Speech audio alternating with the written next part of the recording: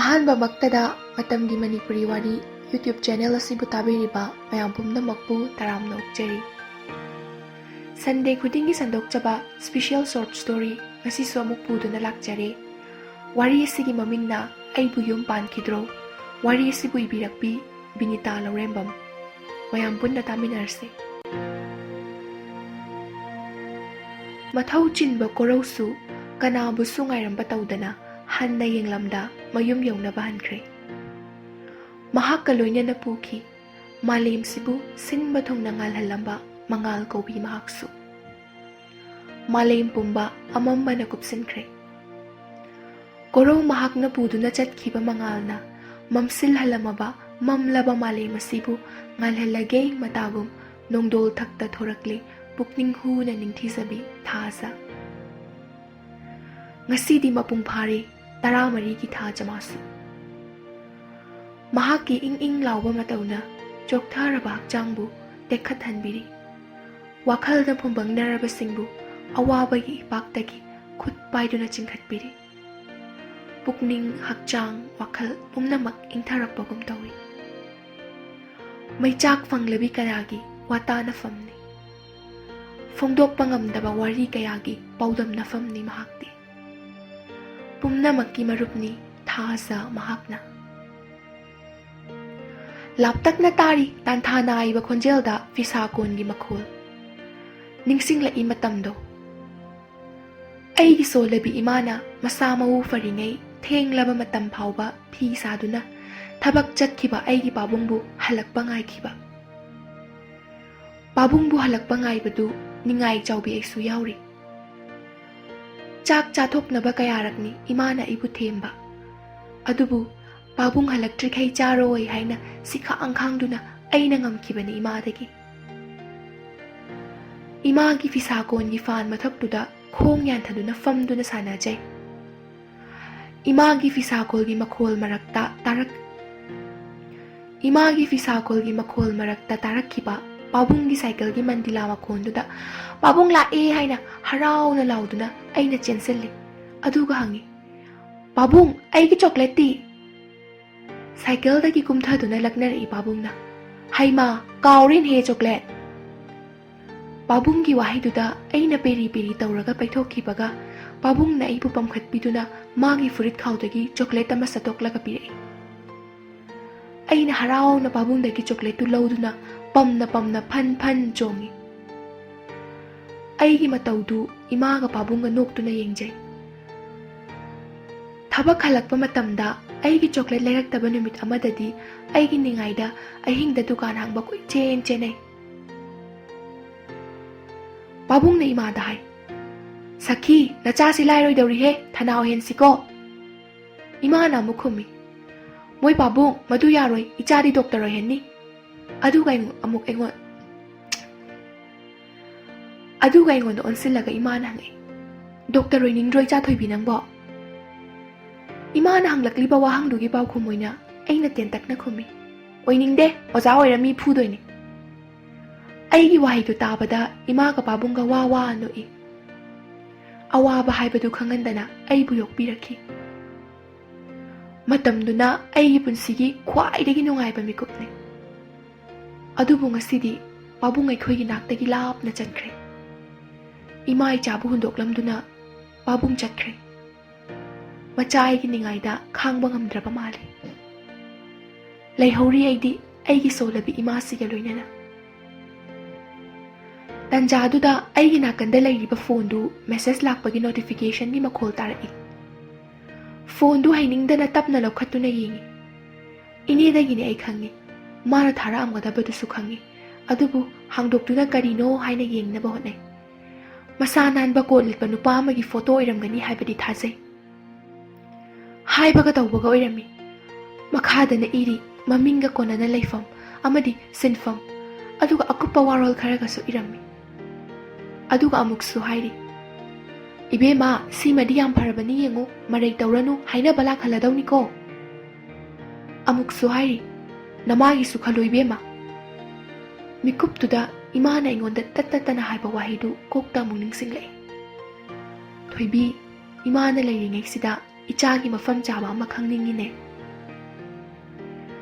Handak tharakliba photo asiga tharagadi 13 pukti suramlani makoina ai ipuroiba thibiribasi.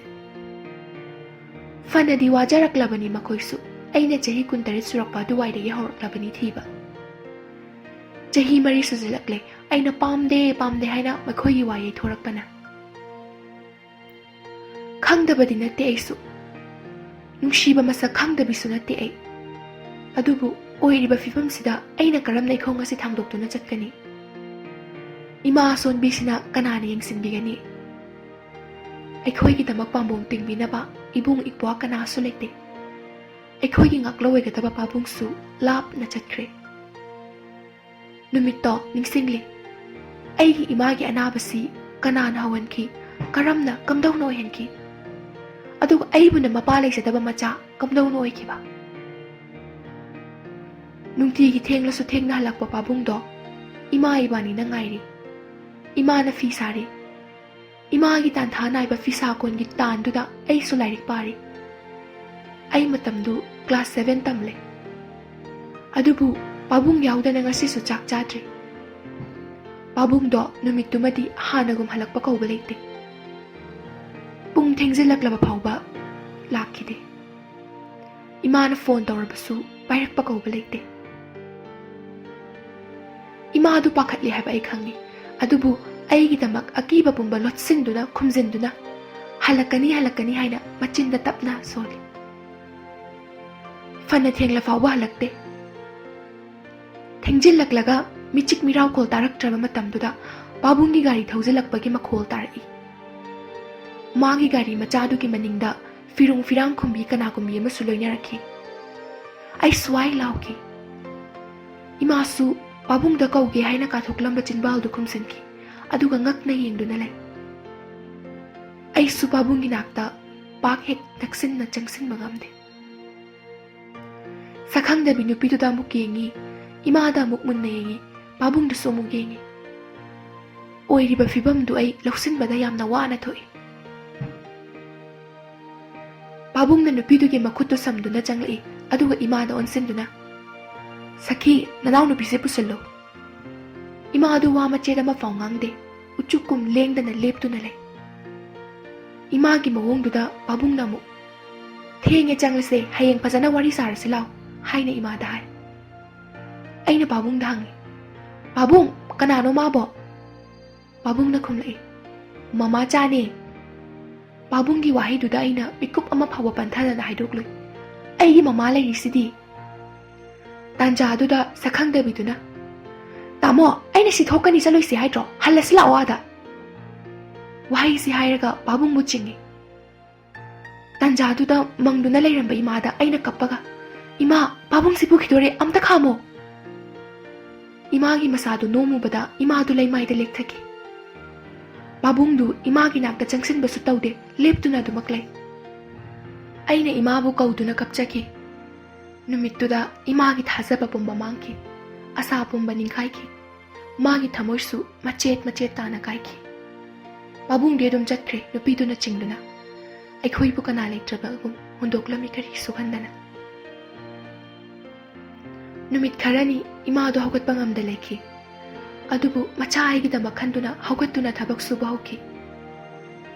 Thabak suzarabasu imado hanagum maithongi nokmi ba minokdudi amuk khana uba phangkhidre. Mafamdusu thadokduna aikhoi lakhi. Minok maisa pumnamak mayoknaduna imaga aiga hinglakhi. Lakhi senjau paiba pukjel chawba saba kayasu. Kana leite haiduna imai chabu sitte. Ima dia khangkan bini. Pumnamak kalan thengne, pumnamak pu mayokne. Wai haiba tawduna aibu mi moina ba yokpi rakhi. Nongma babung dolak lami aibu lawba. Imana sukya yakide. Imana ngamnaba yokkani haiduna babung da khummi. Imaga babung gasu numito yamna kanna khatnaki. Ai su babung inakta laininglabasu chatkide ima bu thadokduna. Imaga adum laihoki. Numituna roibani babungi khonjel takiba. Ngaside ai mapung phare. Imagi mateng pangbasu ngamle. Thabak macha amasu tawduna sel thokle. Nungaina lairadawba matamsida imagi fibamdi yamna sokchile, yamna sole. Ai su hingli. Yum pan khangdabi leisabi aribi haiba mingthol siga loinana. Pabung kaidawri ai khangde. Nongmadi rimski mamangda urammi. Makoksu pungau ngaure lasing mafol male. Masasu yamna sole. Maithongdusu ikhui khuizilaure. Chadhawi numittugi sakhangdabi sakhen biduna samduna. Ai changsinduna hangningi. Pabung kaidawre kaidawri. Kamdawri nungairi banatra. Awat apa yaudabra. Nacha thoibini haina saktakningi. Adubu ngamde. Matam amada aina nauthi saduna kezaramba aigi pabungdo ngasina lamlanba oikre. Khagatkre wanglaba sambal amana. Nongalamdaigi matam yorokpana laptakna tarai khana jainabagi khonjel. Makholduna aibusu wakhalsingdudagi mikap thogalle. Fisa kholgi makhol tarambadusu lepkre. Thakta ngalamba thajusu leichilakta ke kulotkre. Ai changsinduna khatnabadu khamdoklu sira khalle. Adubu toina thokpa thaudoknina hanagum launari boy khalle. Aigi yuda laichuraba afafata khangdraba mamaga inega toina asumna adum khatne. Ayuk anganbadagi khutta sel khara pairaga thokraga nisana masadu pu thangamdana hanjilaklaga ineda adum khatnaba hawi. Ai ningjing mangjing ai haklai. Makhuldu asum kansilai. Kapna launabagi khonjelduna su achikba bu thugairare. Ai imada hairamge khana changi. Isi sina nungaina tumliba imabu haudokpa ngamda ai torch ama pairaga chenchat chatle. Inena mi hatle haina laurakpaduda legaige mi kharasu chensilai. Ai khangi hayengdi hotel da wari nungainarani. Nakanda chaikho kamasu tarami inegi makoktusu I khara thoklamme. Ai pakhatuna chensilaga yegi yamna diso omdre inedo. Inedo aina tapna chinkhatlaga makokta sokpa du.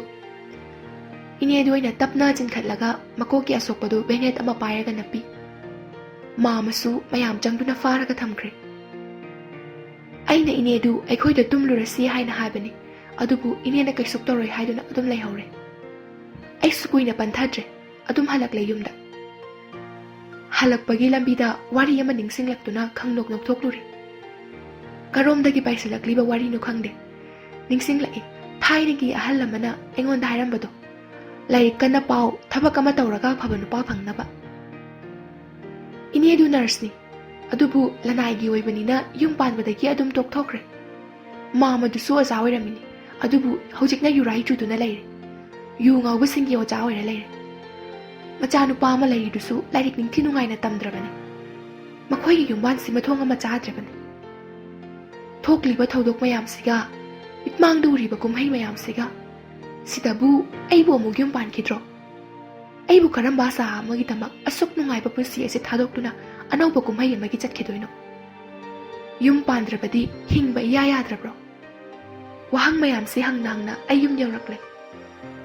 Ima buhan na yenglamlaga ay su amuk tumba changle.